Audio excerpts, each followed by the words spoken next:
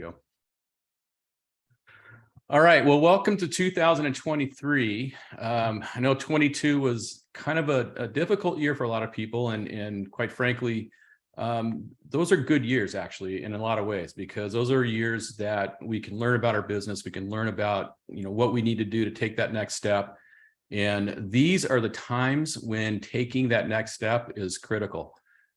And I think when I look back in my career in 25 years, when we've had tough markets, I've gained the most market share coming out of tough markets. And so the question is, what do we do? How do we do that? What do we need? What steps do we need to take? Well, the first thing I think we need to do is we need to understand where the market is. We're hearing a lot of things out there regarding recession. There's a lot of media talk. So we kind of got a frame around that so that we can get the right information out to our clients and then allow them to make great decisions moving forward. So our objective today is to provide some solutions to the following. How do recessions affect real estate and your business? What questions are your clients asking, and how do I get them properly answered? I think that's a critical key thing in these markets, is to make sure we have the right information to properly talk to our clients. We're going to talk a little bit about what the media is saying here in a little bit, and how do we kind of overcome that a little bit.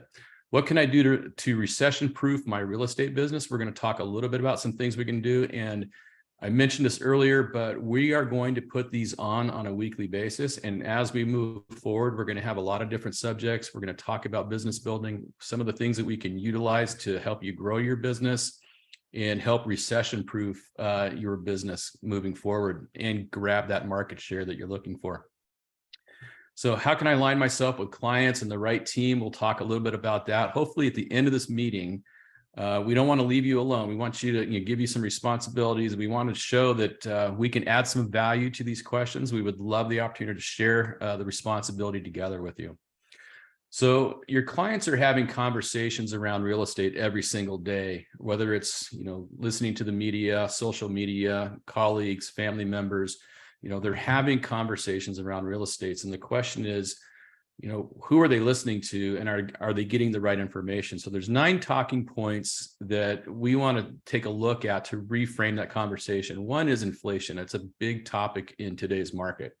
And how does that affect real estate? What is the move that the Federal Reserve is doing? How does that affect things moving forward in our market? The other talking point we want to talk about is recessions. We're hearing a lot of talk about recessions, and we want to make sure that we understand how a recession affects the market so that we can adequately talk to our clients about that. That's a really key point right now, because you're hearing that R word, and there's a lot of misinformation as to how that affects the real estate and housing market. What about lending practices? What's going on in lending? Are we tightening? Are we loosening? Things of that nature. So we need to have conversations with our clients around, what type of lending is out there, what's best for them, what different types of things can we do to kind of expand our business out. Equity is a huge thing. There is a ton of equity in the market, even though the market's pulled back a little bit. There's a lot of equity in the market today compared to where we were, say, in 2008. Roughly about $27 trillion in equity in homes out there. That's a lot of equity that people are sitting on. And how do we manage that moving forward? How do we utilize that? How do they utilize that? We need to make sure that we're helping our clients manage that properly. Then year-over-year growth, kind of moving from one year to the next year. How do we grow? How do we increase that? Current transactions. If you have current transactions out there, the key thing is you want to keep communicating to your clients. Make sure that you're getting in front of them with answers to these questions. And if you can't, just lean on us. That's why we're here. We'll be able to help you with that. So if we take a look at number 9, education plus confidence plus positivity equals more transactions. Again, let me kind of go back through that. Education, meaning helping educate our clients, plus the confidence of delivering that information, and positivity is going to equal more transactions. There's a lot of negativity in today's market. You're getting pounded by it. We're getting down on it as real estate agents, as lenders. It can really weigh on us when the market takes a downturn like it did in 2022. And then the media kind of piles on that. So it's really easy to kind of move to a negative mindset. We need to keep our mindset positive for our clients. So speaking of negativity, here's what the media is doing. And this is coming every single day to our clients. And this is what we have to combat. So this is really a difficult thing, is framing the conversation around real estate. And why does the media do it negatively? Is because it sells, right? So the more negative they are, the more they can sell, the more clicks they get, more advertising they sell. So they just naturally kind of tend towards the negativity. So we're seeing things like the housing market is worse than you think. Here's how much home prices will plunge in the current market bubble. You're going to hear that word quite a bit. If you can't afford to buy a home right now, rent for life. A Yale economist explains why renting forever might be the smarter option anyway. As real estate professionals, we know that that's not the case, and we need to be able to combat headlines like that. A collapse in home prices is coming, experts say. So if you listen to the media, it's complete doom and gloom. And next week, we're going to plunge a little bit further deeper into this, but this is what the headlines are looking like out there. Reuters recently had Goldman CEO says a reasonable chance of recession in 2023. You're hearing that a lot. And I actually believe that. And we're going to talk about, what a recession is, what happens in recessions, and how does that affect housing and rates? Because we need to look back in order to look forward on that. So the question is, are we heading into a recession, and how would that impact, how would housing be impacted by a recession? So the first thing we need to do is we need to figure out what a recession is, right? So the National Bureau of Economic Research, or NBER, they're kind of the umpires when it comes to recessions. They're the ones that call it. So everybody looks to them to say, oh, we're in recession. So they're the ones that take a look at all the economic data and then come out and say, well, we're in recession. A lot of times that happens either while we're in recession or after we've already been in recession and come out of it. So they're usually late to the game on their call, but we have to understand kind of what a recession is. It's a significant decline in economic activity, a slowdown in employment. It lasts typically for more than a few months. It could last over a year. And there's a real drop in gross domestic product, or GDP, and normally that's negative, and that's negative for a couple of quarters typically. So that's typically how a recession is defined. So let's take a look at the Fed history, because the Federal Reserve, as we know, been in a rate hike cycle, and we want to take a look back at different cycles in order to see what's going to happen. So if we take a look back in the 70s, Arthur Burns was the Fed chair, and under his watch, inflation moved from 7% up to 14%. In 1980, Paul Volcker came in, and inflation would continue to increase a little bit during his first part of his tenure. But Volcker created what's called the Volcker Rule. He said, in order to combat inflation, we need to match what inflation is, or go further than what inflation is, and raise the federal fund rate by that much in order to combat inflation. So during his tenure, or during their tenure, inflation went from 7 to 14%. Mortgage rates went from 12% to 18%. So some of us are old enough to remember that. And people still bought houses under that market, and that's something we've got to keep in mind. So when we're talking about rates in the 6%, 7% range, they approached 8% this last time around. It could be a lot worse. We could have been in the late 70s, early 80s looking at these types of rates. The federal funds rate, Paul Volcker raised the federal funds rate from 11% to 20, and by doing so, it caused inflation to drop down from 14% down to 5%. So the increase in the federal funds rate, that rate hike cycle, like we're in now with our current rate, Federal Reserve, is they combated inflation by raising that federal funds rate to slow the economy down. So the consequence of all that was mortgage rates. Their response was a drop from 18% down to 12%. That's a pretty significant drop. So the stock market had a rough time of it after that rate hike cycle, and then we went into recession because of it. Now we take a look at Alan Greenspan's tenure. Under his watch, he saw inflation go from 1.75 to 3.5. Mortgage rates went from 7% to 8.5%. Again, we're seeing a pattern here. As inflation goes, so goes mortgage rates, right? So if you keep that in mind, inflation is the arch enemy of mortgage rates. That's just one thing I just want you to understand. If inflation is rising, rates are rising. If inflation is going down, rates typically are going down. So we're seeing that same pattern here. Inflation rising, mortgage rates rise. Federal funds rate, Alan Greenspan decided to match the rate of inflation of 1 3/4. So he raised the federal funds rate 1 3/4 from 4.75 to 6.5. The response to that for inflation was to drop from 3.5 to 1%, and mortgage rates dropped from 8.5 to 5.5%. Again, the stock market had a rough time of it, and we went into recession because of it. So currently we have Jerome Powell, and inflation went from 1.5% to 8.5%. Mortgage rates moved from 2.5% to 7.5% in a year and a half. Now that's one of the fastest, rise in mortgage rates in history. So this market has been a little condensed. It happened very quickly. Inflation got away from the Fed very fast. So they had to get aggressive. They raised the federal funds rate from 0 to 4.5% in 2022. They are meeting on February 1st. Chances are they're going to raise again at least a 1/4 point, if not a 1/2 point. So we may see that federal funds rate move from 4.5 to 4.75 or even 5%. But the consequences of what they're doing is we're starting to see inflation drop down.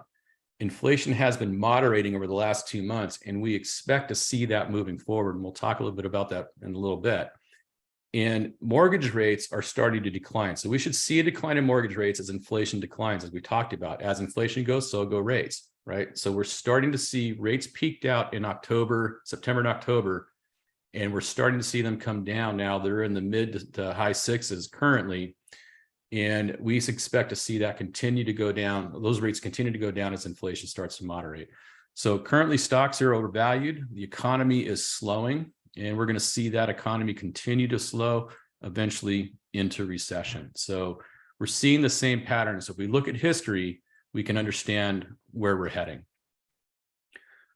One thing we need to take a look at too is another indicator of recession coming is the yield curve inversion. And so to understand how that works, and a lot of people don't really quite understand what yield curve inversion is, but if you take the 10-year treasury and you minus out the 2-year treasury, for instance, and you can even do this with the 3-month treasury, you can see that if you subtract those two, the 10-year from the 2-year from the 10-year, normally you're in a positive number. In a normal market, that's where it should be. When you get a negative number, when you run that formula, that's called a yield curve inversion. And you can see in April, we inverted when we ran the 10-year and minused out the 2-year. Now, we have since saw that rebound, and now again, it's currently, as of today, inverted again. So we're currently in an inversion. And as we can see here, when we see the yield curves invert, we're typically is about 100% indicator recession. So we can see in 1980s inversion, and then we went into recession. These gray bars are recessions, and these red areas are inverted yield curves. So we saw it invert in the 80s, recession, inversion, recession, inverted recession, inverted recession, inverted recession. Again, right before COVID, inverted recession, and we're currently inverted. So it's almost a very clean indicator that if you're inverted in the yield curve, a recession is down the line. So we know that currently being inverted, we just expect that same pattern to hold. Another thing to look at is the unemployment rate in recessions. And so when you're talking to your clients and they want to know about, is a recession coming? They hear a lot of different things out there. These are some of the things you can point to say, yes, I think they are coming. So when we take a look at the unemployment rate, we can see going back and even into the 50s, the unemployment rate bottoms out and starts to rise. These blue bars here, these dark blue bars are recessions. So we see the unemployment rate rise, come back down, bottom out, rise again, recession, bottom out, recession, bottom out, recession. And you can see that pattern, that same exact pattern over the years. Same thing happened in 20 during the COVID recession. Last month, we saw the unemployment rate rise. We think it bottomed out in November, and we expect in the jobs report coming on Friday that we will again see unemployment start to rise even further. And I think moving forward, you're going to see that number. So as the unemployment rate rises, again, that's another solid indicator that a recession is right around the corner. And why do we think it's going to rise? Well, let's take a look at some of the layoffs that were announced in 2022. You can see some of the companies here, some big companies: Twitter, Microsoft, Netflix, Facebook, Tesla, Lyft, Redfin. All have started reducing their workforce. Amazon has already started reducing their workforce, even though we have it down here as a hiring freeze. They actually last month started reducing staff. Apple and Google have frozen their hiring. So what we're seeing in the employment market indicates a higher unemployment rate coming down the line.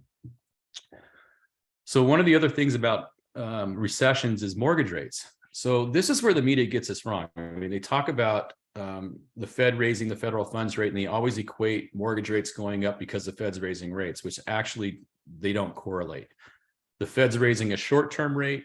We're looking at long-term rates. In actuality, by the Fed raising the federal funds rate, that's actually a hedge against inflation, which again is good for longer term for mortgage rates. So when we take a look at recessions and mortgage rates, what we want to take a look at is what's the history of it. So let's go back to 2020. You can see that mortgage rates dropped during the recession in 2020, the COVID recession, from 3.75 to 2.75. Again, in the recession, even the housing market crash in 2008, rates went from 6 to 4.875 during that particular crash. And then the recession 2002, 7.375 to 6.75, it dropped. And again, we can go back to every recession, dropped again, rates dropped again, rates dropped again. And quite frankly, in some of these recessions, they drop significantly. It's not a small drop in mortgage rates. So we can see that recessions are typically helpful for mortgage rates. So if we have a recession coming, that's not necessarily a negative thing for the real estate and the housing market. It's actually kind of a positive thing for us in a sense that rates should move down and help clients and affordability in other areas. Let's take a look at, again, going back and looking at history. This is the last rate hike cycle from 2016, 17, and 18 that the Fed did. And one of the things I wanted to show you was, as the Fed hikes rates, you can see the 10-year yield drop down pretty much every time they hiked rates. We saw that same pattern here recently. Now, it doesn't go in a straight line. You can see that it came down, went back up, they hiked rates, came down, went back up, hiked rates, went. So this is a very normal pattern. And then in October of 2017, the Fed decided to do something that they did again in July of 2022, is they took their balance sheet and they allowed their assets to run off their balance sheet. And you can see that increased the treasury yield up, and that wasn't good for mortgage rates. So as the treasury yield went up, the 10-year yield went up, rates went up, and then it peaked out. And as you can see, this is finally the cumulative effect of the Fed rate hikes taking hold. In October of 2018, it peaked out, and now you start to see the 10-year bond yield coming down. We are in the same pattern right now in this market, in this rate hike cycle. We just peaked out in October of rates because of the cumulative effect of what the rate hikes have been doing since the Fed hiked rates. So we're starting to see that 10-year bond yield come down. We got another hike coming, as we did here. I suspect that the Fed, as they're currently allowing their balance sheet to run off, they may slow that down. If the economy slows enough, they're going to have to stop that in order to spur the economy again. So if GDP drops down, it gets negative, and the economy slows down to a crawl, and inflation comes down into the 1% range or even 0.5%, which it could, then we could see the same pattern coming forward and see mortgage rates and the 10-year yield drop quite a bit. So I suspect, by looking back at history, we're very much seeing this pattern now.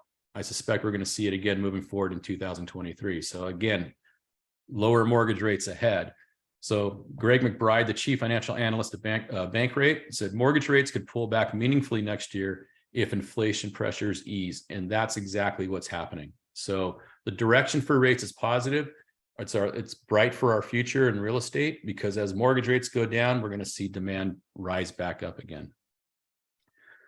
Another thing we need to talk about is kind of the difference in the market of 2008 and now. We saw a headline earlier about a bubble. And when you talk about a bubble, a lot of people are equating this market to 2008, and it's a completely different market.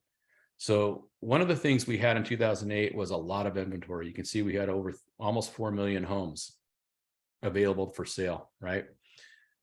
Going into the housing market crash, we had decreasing demand. We had household formations actually decreasing. We had decreasing demand.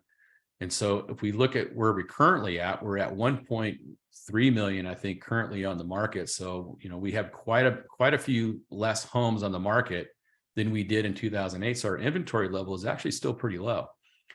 And if you take a look at household formations, we have roughly 14 million more households than we did in 2007. That speaks to increased demand. So if you have a tighter inventory, it's basically supply and demand, right?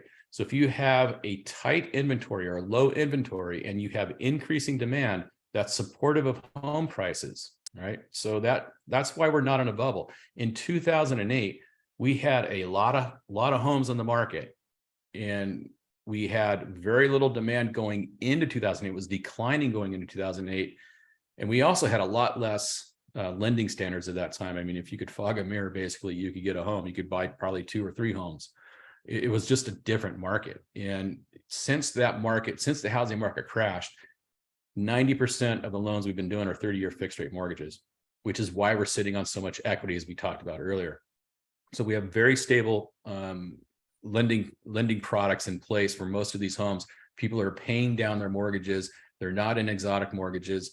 And so we have a very, very stable housing market. So if demand comes back, which it will with mortgage rates driving down, we're going to see inventory levels start to drop again. And that's going to be, again, supportive of home prices, which is why we don't think a bubble is going to happen. So another thing to think about too is if we take a look at recessions throughout the years and we take a look at home appreciation, it's actually supportive through recession. So if you take 8 out of the last 9 recessions, with the exception of 2008, where the housing market caused the recession, as we just talked about, for all those different reasons we talked about, you can see that housing appreciation dropped, right? So prices dropped through that recession. But if you look at every other recession, home prices actually accelerated through the recession. Why is that? 2 reasons. One, as we talked about, rates tend to go down during a recession. That increases demand. But really, who gets affected by recessions the most? It's normally the lower income to moderate income part of our economy. They feel it the worst. They're typically renting and not buying homes. The people that can buy homes, that middle income and up, when they see mortgage rates drive down, a lot of times they see that as opportunity, and we start to see demand pick up. And again, that drives mortgage rates because inventory starts to drop, demand picks up, and so we start to see appreciation. So if we take a look at history, we can counteract the negative narrative that the media is really pushing on us and pushing on our clients. And if we have this information at hand, we can then go back to our clients and let them know, listen, this is actually what's happening on the market, and here's why. We can combat the negativity with the facts of what's happened in the past. So just want to give you a quick reminder. We went through this pretty quick. Next week, we are going to have same time, next Wednesday, same time, our 2023 rate and housing forecast. So what's ahead for housing? What's ahead for mortgage rates? We'll get this invite out to you on Friday. Just wanted to give you a quick reminder of that. So we're going to go through that next week. And we're going to continue on this because now we want to switch gears a little bit, and we want to talk a little bit about what can we do? What can we do to help you in this market? So one of the first things I want to do is talked about earlier about positivity. We want to make sure that we understand what the current market is and how we can relay that to our clients. So in the current market, the benefits are there's less bidding wars. There's possible concessions for home inspections. We're seeing less cash offers to compete against, potentially below asking offers, negotiations for repairs. So if something needs to be repaired, 9 months ago, there was no chance of you getting a negotiation on that. Now you can negotiate a little bit for some of those repairs. There's credits for closing costs, credits for seller buy down, whether it's a 2-1 buy down, 3-1 buy down, 3-2-1 buy down, so we can get money from the seller to help our clients combat these high rates for the next couple of years by getting a credit from the seller and utilizing that to purchase the rate down for the next couple of years. We buy before the next high demand market comes to fruition. And really important, a lot of people don't really think about, is we start the appreciation clock a little bit sooner for our clients. So the sooner they can get into a home, the more time they're going to have to accumulate appreciation. So we can get in there before that next buying season, which is right around the corner. And as we know, when the springtime hits, spring into summer, home prices tend to increase. So in the next couple of months, we have opportunities for clients to be able to get in and take advantage of that run up in housing prices in a less competitive environment right now. So I think one of the things that is helpful is if we can convey to our clients the positive aspects of this market and why it's really important for them to maybe consider purchasing now and not waiting until the next spring market comes along, because guess what's going to happen? We already talked about rates are starting to move down, right? So we think rates are going to go down into the 5% range. And if they do, guess what's going to happen? We're going to have increased bidding wars. We're going to have increased in clients coming off the sidelines because now affordability is going to be a little bit better. So we might see more bidding wars. We might see possibly no concessions on home inspections, more cash offers to compete against, potentially above asking pricing if we're having more offers on a property. Limited negotiations for repairs, less credits for closing costs or no credits. Same thing with seller buy down opportunities that may end up going away. And now our clients are buying during a high demand. So we have a unique opportunity right now in this market for clients. And I think if we convey that properly, that it's still a great time to buy, because again, the media and social media and everybody's telling them it's a terrible time to buy. It actually is. It's a great time to buy. We just need to be able to change that narrative for them and understand why that is.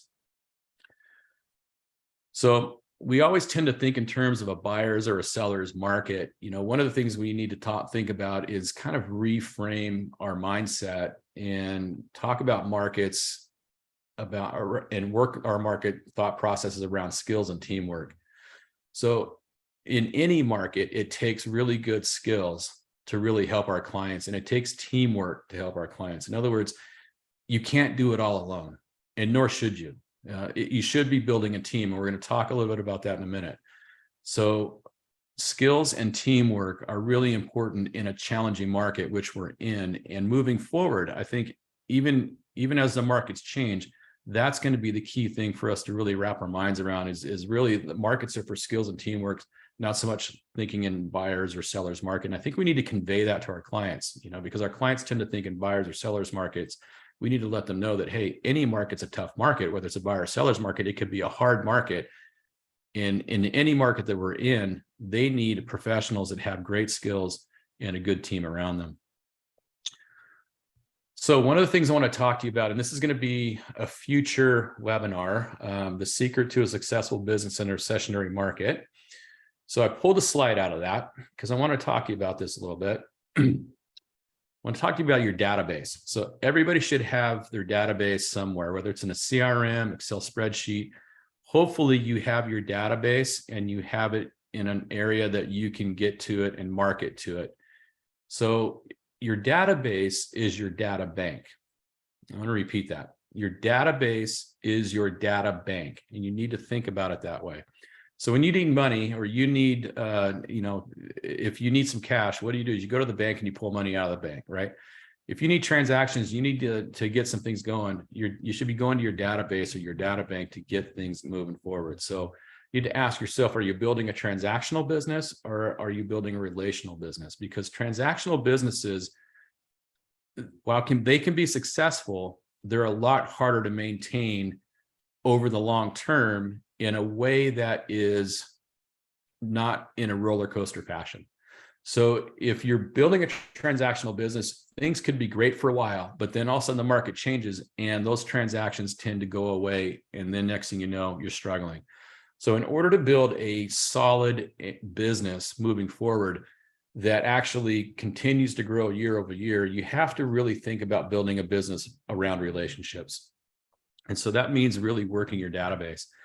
So I want you to think about how much your database is worth.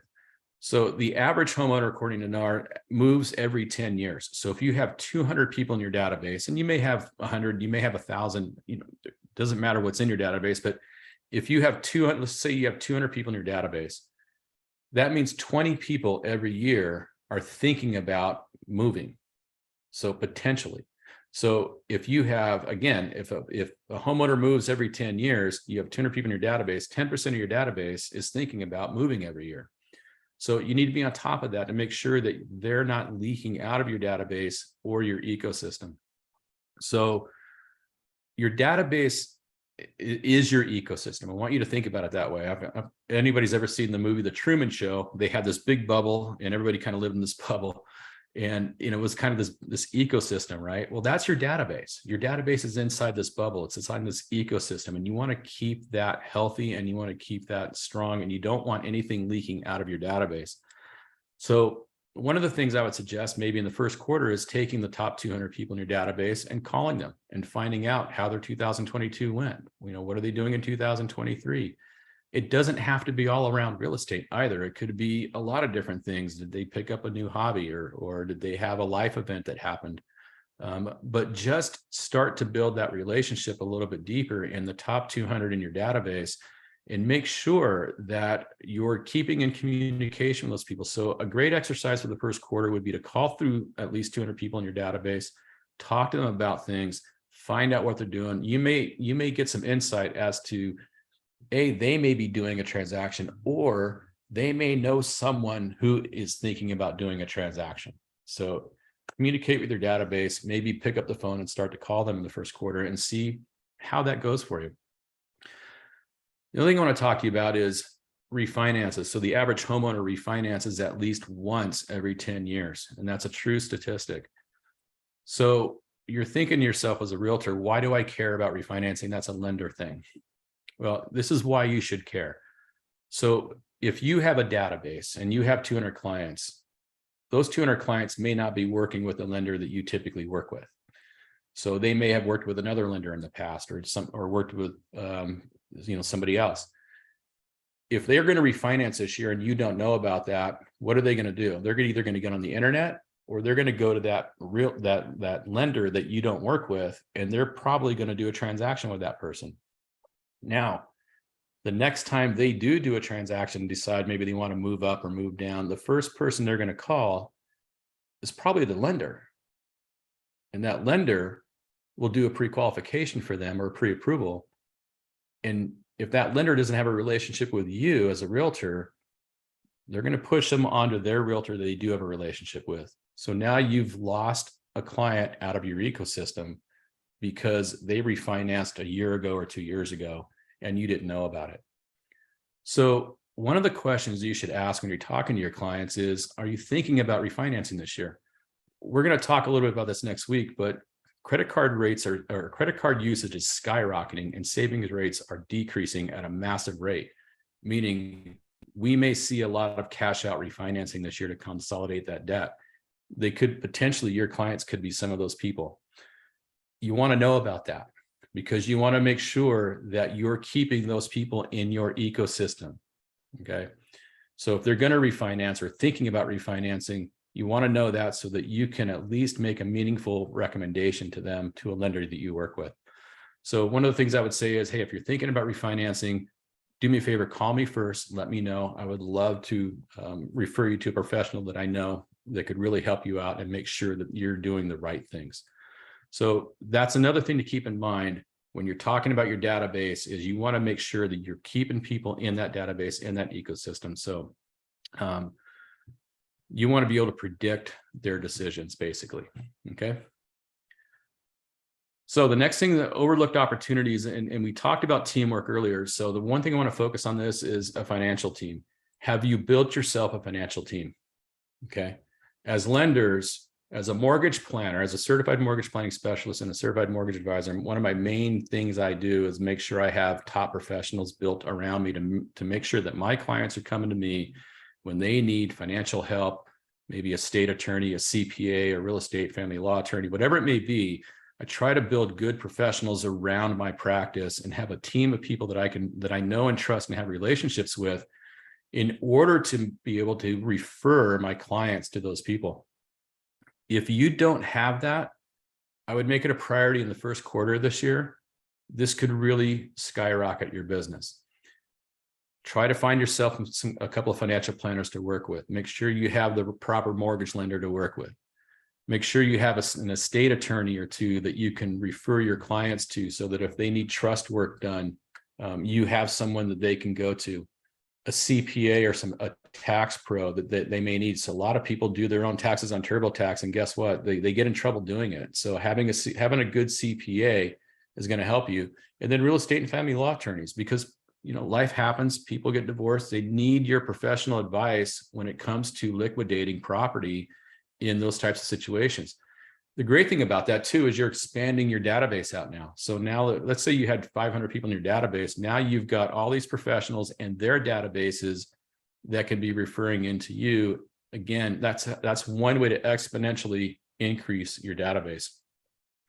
Now, these next things we're not going to really kind of go into. These are some of the things that we do on our end at Neo Home Loans as a lender.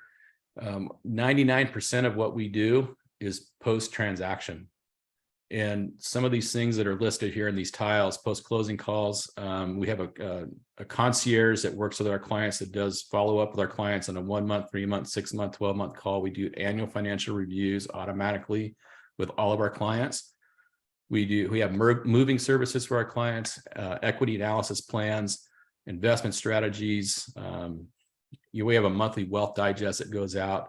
So we monitor our clients for any significant life events, whether they're getting married, they have a kid, credit monitoring, shopping and listing alerts. So we have ways of utilizing artificial intelligence and programs that we know if they're shopping, if they're listing, so that we can keep on track of our clients. So there's a lot of things that we do post-close that we try to keep our clients, again, in our own ecosystem, and again, in your ecosystem as well, so if we're working with you. So some programs and strategies that you may want to know about that could help expand your business out this year is one of them is a house hack. I just actually did this. So we had a client in LA, and single woman, awesome. She qualified for like 800, 900,000. And as you know, in LA, that doesn't get you much. And so she decided that she didn't really like anything out there. So the realtor and I got together, we talked about things, we talked it over with her, and we moved from looking at condos and single family residences. And we actually took a look at properties that could actually have a revenue stream attached to it. So we found a duplex in the Hollywood Hills that had a view of the Hollywood sign, which was her dream. She loves the Hollywood Hills, and her dream was to own a place up there where she could walk out on her deck and see the Hollywood sign. We found it. So she went from qualifying for no more than 900,000 to now qualifying for 1.4 million. Why? Because she purchased the property to live in one of the units, and we utilize the revenue from the other unit in order to help her qualify for that. And now she's got a 2-unit property, living in one unit, and she's got tenants in the other unit, and she actually was able to rent it out for more than what we thought she could. And so she's got an increased revenue stream on that. So that's a great thing to keep in mind, is if you have clients that are looking for a property, can't really find what they want, and want to be able to purchase something a little bit more, that's a great way to do that. Look for a property with a revenue stream that we can utilize in order to qualify for more house. Long and short-term rentals, one of the things we talk to clients about all the time is their real estate portfolio, and how is that balanced in their investment portfolio? Are they too much in the stock market or not enough in real estate? And if they're not enough in real estate, maybe we take a look at investing in rental properties. So short and long-term rentals, we make sure we put together some analysis for clients over the next 10 years to take a look at return on investment, internal rate of return, make sure our clients understand exactly what they're getting into and how that property is going to cash flow and work out for them over time. So the next one is a BRRR loan. So that would be buy, rehab, rent, refinance, and repeat. I got a couple of guys in San Diego that do this all the time. Every 2 to 3 years, they're purchasing a property, they're rehabbing it, they're renting it, then they refinance it to get to cash out, and then they rent and they repeat. They just go and buy the next property. So now they've been slowly building this little real estate portfolio by doing this strategy. So this is a great strategy if you know clients out there that want to maybe build out a real estate portfolio. It's a great strategy for them to do that.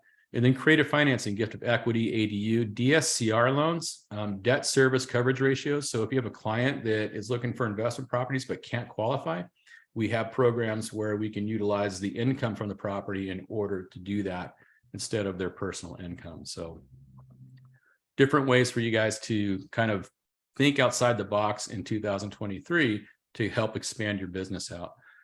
One of the things I'm going to put a flyer together on the recording. It'll be attached just to give you an idea of what the seller concessions are. I threw this in here because I get this a lot from realtors calling saying, how much can I get a seller concession from a seller, on a conventional loan or FHA, whatever it may be.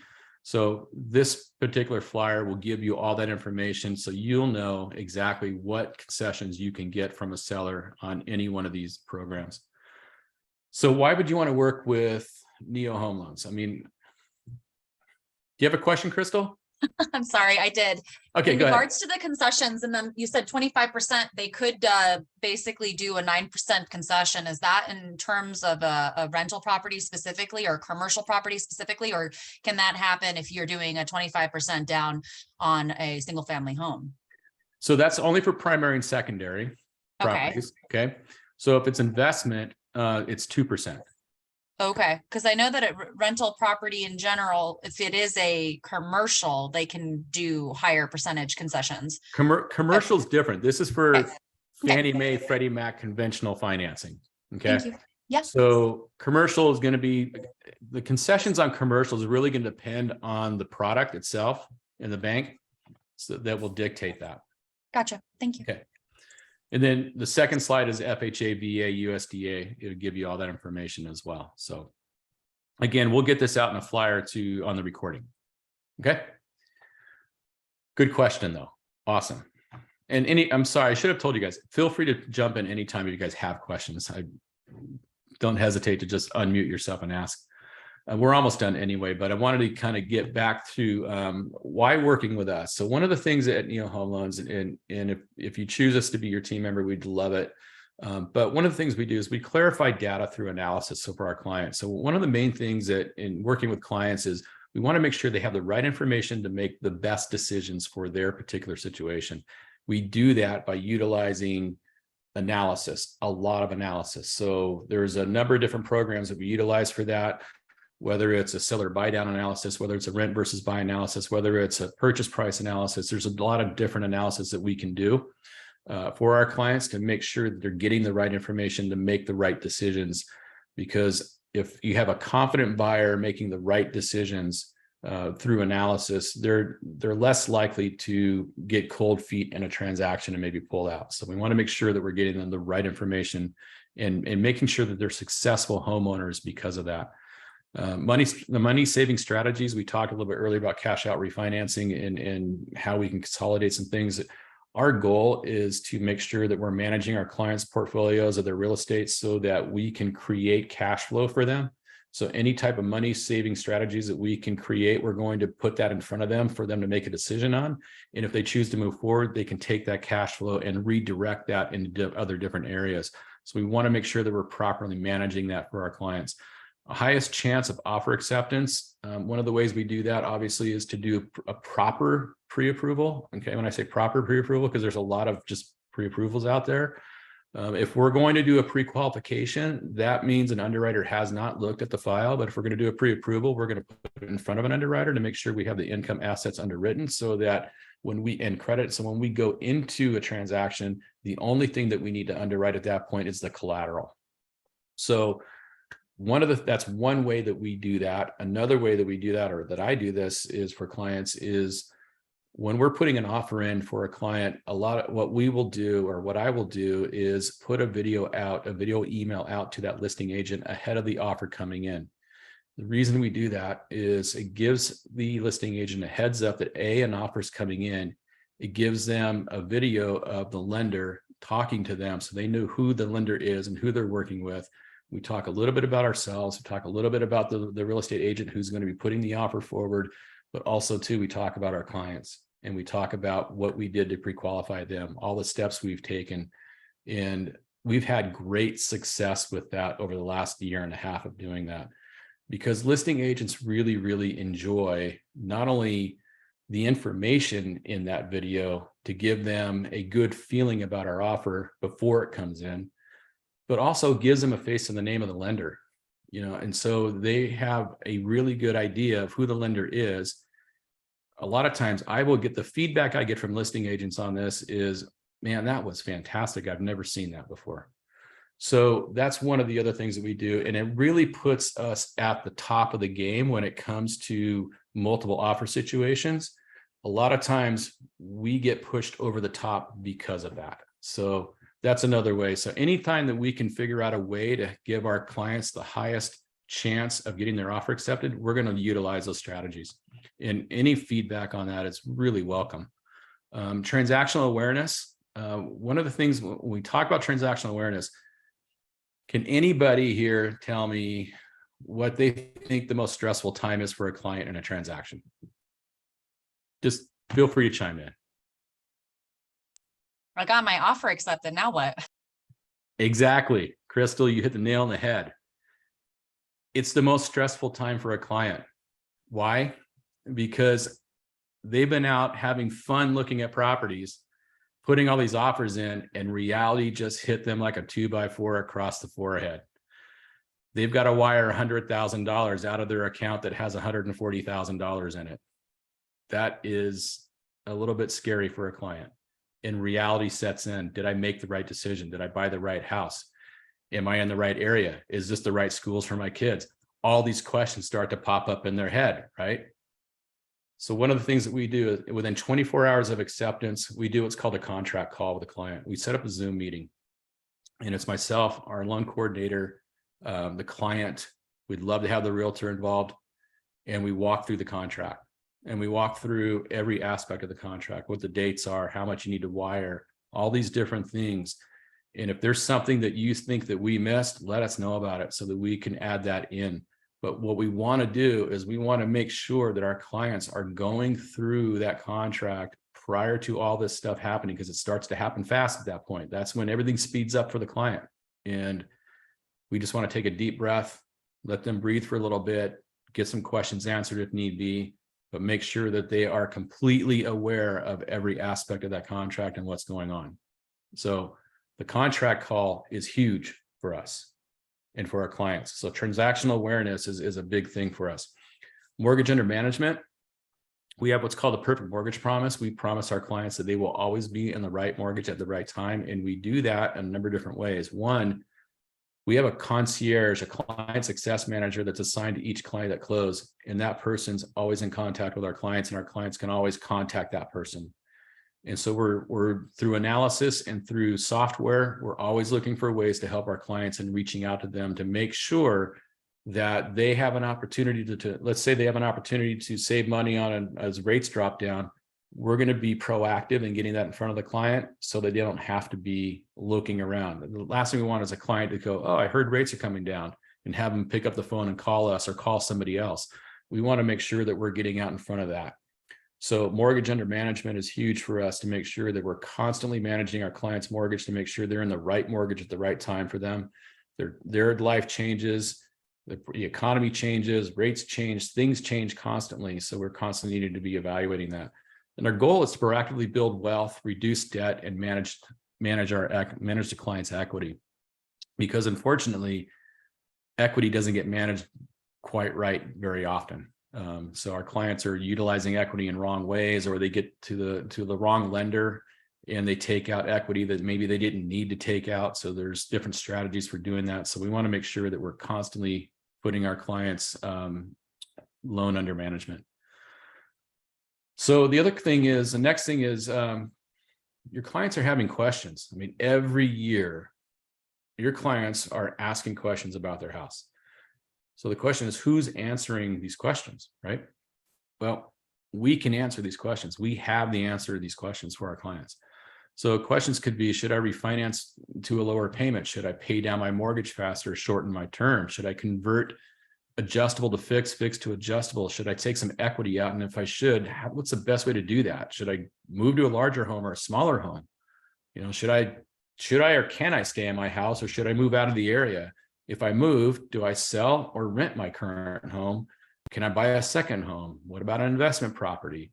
Do I have too much money invested in real estate or not enough in real estate? Should I or can I do a reverse mortgage? Should my parents do a reverse mortgage?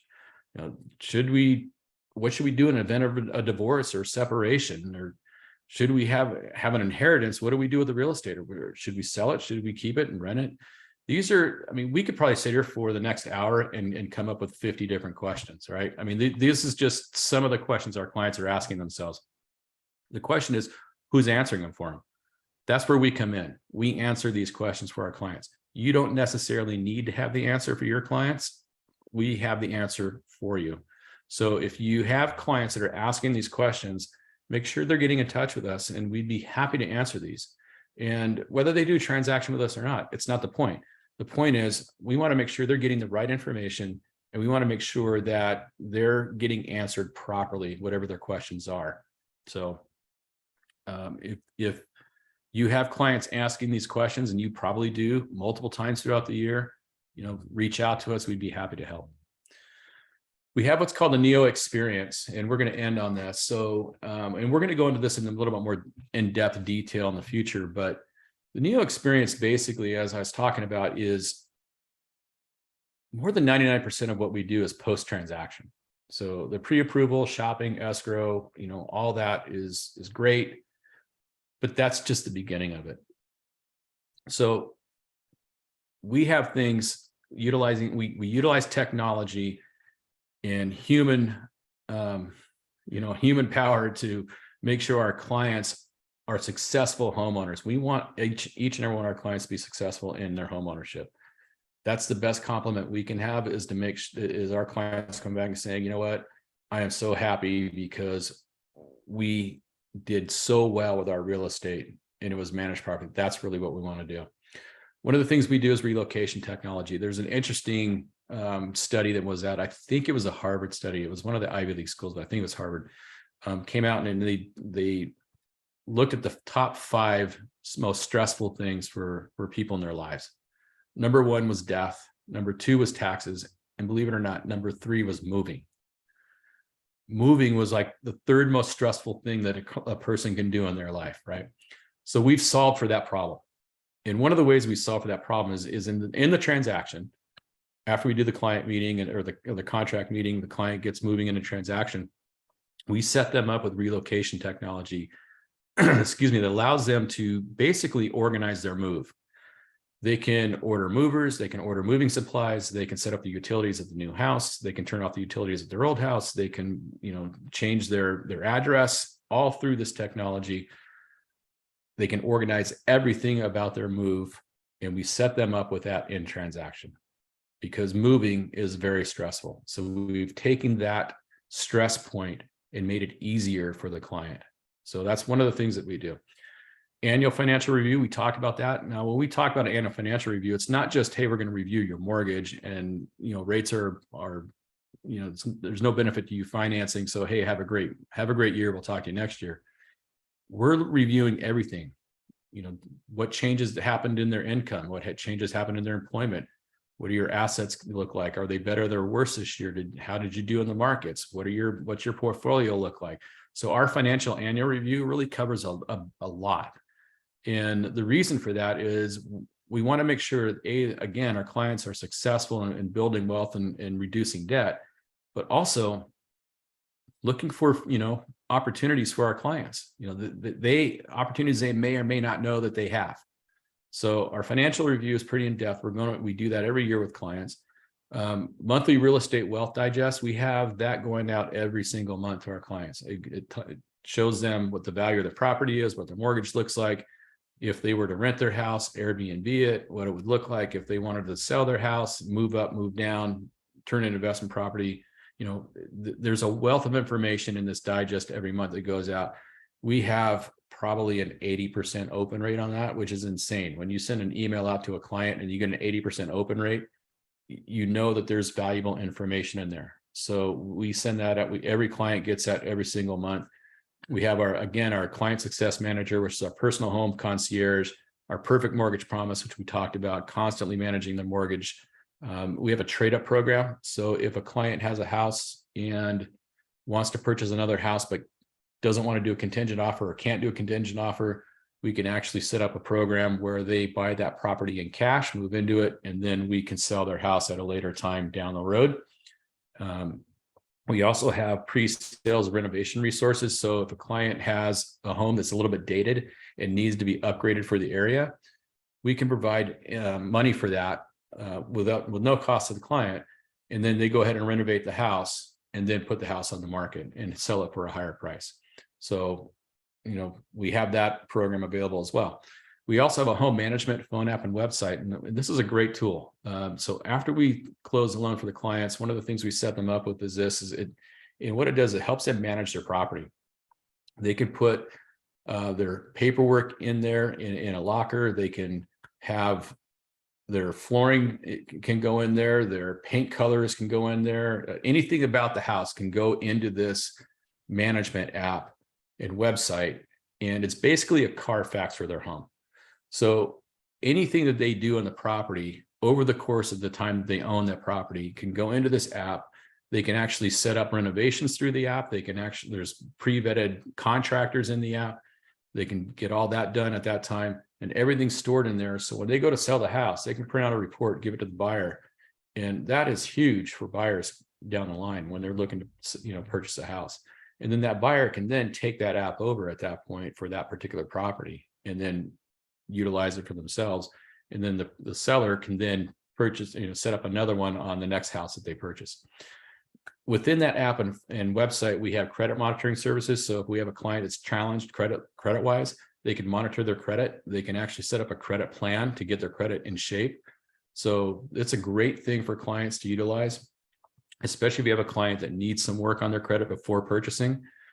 We also have a spending analysis and budgeting tool within that. So if they upload their bank statements, upload their pay stubs, it will start to analyze their spending habits, and then they can start to create budgeting tools around that. So if you have a client that maybe needs to save for a down payment, or even after post-close wants to rebuild their resources, they can budget within that app. So there's just some of the things that we provide for clients down the line.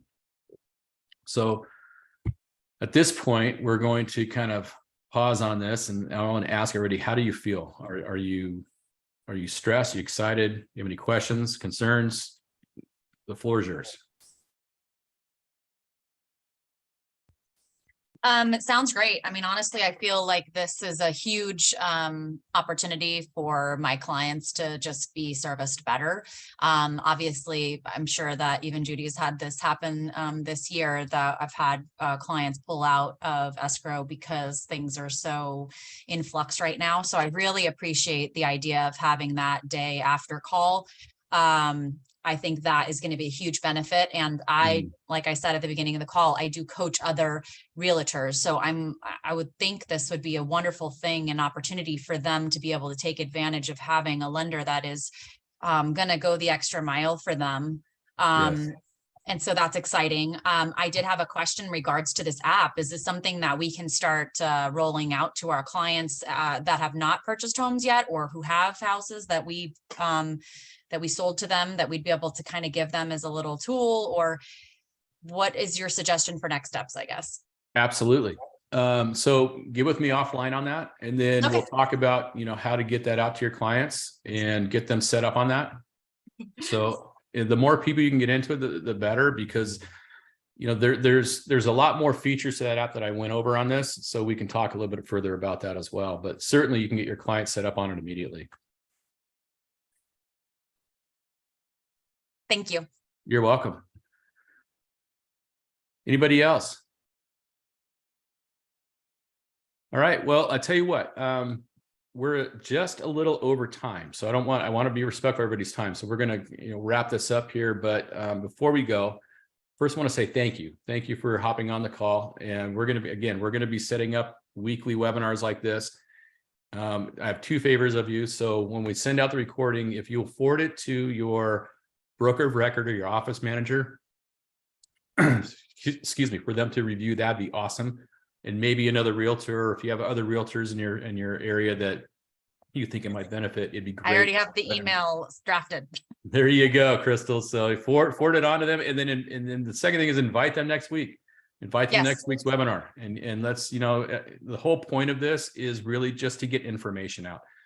My goal in this webinar series and is really, as it says, re-energize, is we want to re-energize your business. It's really about getting content out to you that you can utilize in your business.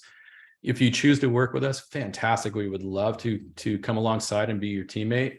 But if not, that's okay. I mean, it's just the whole point is just get information out so that we as a real estate community can really provide the right content and the right value to our clients out there. So, one of the things that I'll leave you with this. So one of the things that when clients tell me, what do you do for a living? My answer to them is I'm changing the real estate and mortgage industry.